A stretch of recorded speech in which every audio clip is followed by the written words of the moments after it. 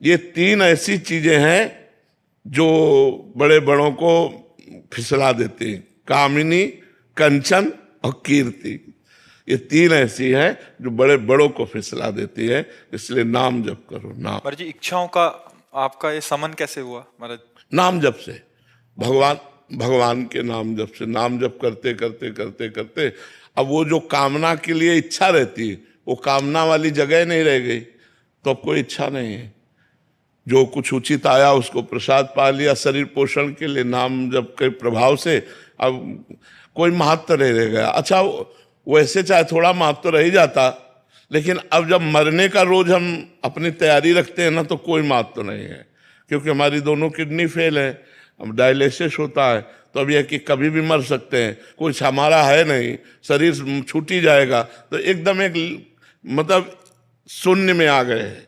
अब जैसे भगवान चलावे वैसे चलावे, अब कोई चाह नहीं है कि यार ये दवा मिल जाए या ये खाने को मिल जाए। अब पता है अब जाना है, अब जाना है, यहाँ से जाना है, तो बस जितना बन जाए परोपकार बन जाए, जितना बन जाए भगवान का भजन बन जाए, जितना बन जाए दूसरों को सुखी कर दे, बस यही एक भावना रह गई। और तो राधा राधा राधा। पर जी, हमें भी पता है सबको कि जाना है, बट फिर हमारी क्यों रुचि उसी ओर है? क्योंकि अभी पक्का पता नहीं जाना है।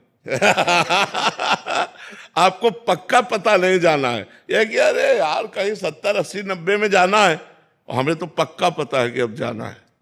तो अब ये लगता है कि जैसे गाड़ी के पहिए टूट गए हैं, तो अब कितना चलेगी, कितना चलेगी, दोनों फेल है तो कितना चलेगी। चपनी लगेगी महाराज। ये बात जरूर है, इस टपली लगी है, प्रियालाल की ठाकुर जी की कृपा की टपली लगी है, वो बिना पहिया के भी दौड़ा सकते हैं। मूकम करोति वाचालम पंगुम लंघयते गिरिम यत् कृपा तमहम वंदे परमानंद माधवम। वो मूक को वाचाल कर दे, पंगु को पहाड़ चढ़ा दे, वो बड़े करतुम अन्यथा करतुम है।